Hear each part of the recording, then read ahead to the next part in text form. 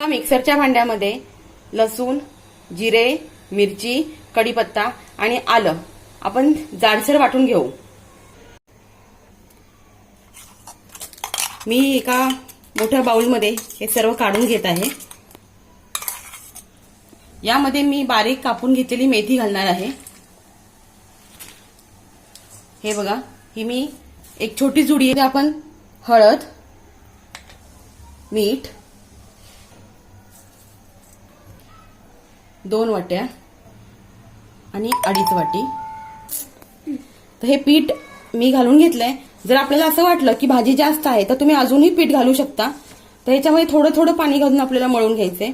एकदम पाणी घालायचं नाहीये, कारण भाजीमध्येही पाणी असतं। तर हे बघा, 3 वाटी गव्हाचं पीठ आणि 1 मेथीची जुडी, हे सगळं मी आता मळून घेतलेलं आहे। तर आपण याचे आता पराठे करणार आहोत। आता आपण हे 10 मिनिटसाठी झाकून ठेवणार आहोत। तर हे बघा, मी एक छोटासा गोळा घेऊन त्याचा पराठा तयार करून घेत आहे। पीठ जास्त घट्ट मळायचं आहे, कारण नंतर ते पातळ होतं।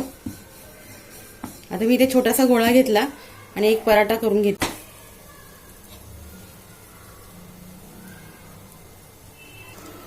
तेल लावून घेतलं एक साईडला।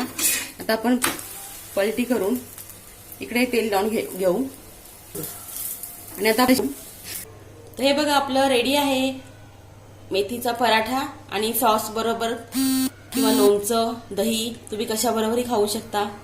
चला तर मग भेटू पुढच्या व्हिडिओमध्ये। बाय।